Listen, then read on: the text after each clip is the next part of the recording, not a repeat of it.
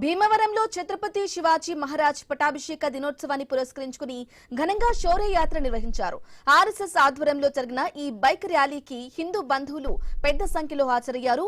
కేంద్ర మంత్రి శ్రీనివాస వర్మ, రాజ్యసభ సభ్యులు పాకా సత్యనారాయణ పాల్గొని శివాజీ మహారాజ్ కు నివాళులర్పించారు. అనంతరం యాత్రను ప్రారంభించారు. శివాజీ మహారాజ్ యుద్ధ రంగంలో మాత్రమే కాక పరిపాలనలోనూ గొప్ప దూరదృష్టి కలిగిన నాయకుడని కేంద్ర మంత్రి వర్మ కొనియాడారు. రైతుల సంక్షేమం కోసం ఆయన చేసిన కృషి, మహిళల పట్ల చూపిన గౌరవం నేటికి ఆదర్శనీయమని తెలిపారు.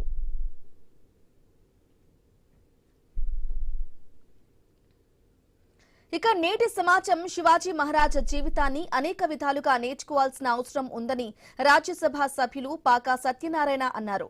ప్రపంచ చరిత్రలో అనేక రాజులు వచ్చినా శివాజీ మాత్రమే మహారాజ్గా గుర్తింపు పొందారని పేర్కొన్నారు. హిందూ సామ్రాజ్య దినోత్సవం సందర్భంగా శివాజీ మహారాజ్ ఈ దేశంలో 5వ రాజ్యాన్ని స్థాపించాలనేటువంటి ఒక ఆకాంక్ష, అనేక ముస్లిం సామ్రాజ్య అధినేతలు ఈ దేశం మీద దాడి చేసి దండయాత్ర చేసినటువంటి సందర్భంలో అతి తక్కువ సైన్యంలో వారిని నిరోధించి ఈ దేశంలో 5వ సామ్రాజ్యానికి పునాది వేసినటువంటి వ్యక్తి శివాజీ మహారాజ్.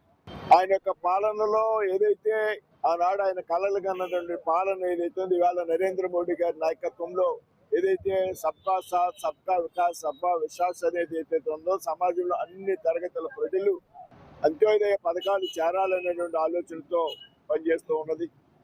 ఏదైతే శివాజీ మహారాజ్ పట్టాభిషేకం సందర్భంగా ఇవాళ పెద్ద ఎత్తున భీమవరంలో ర్యాలీ చేయడం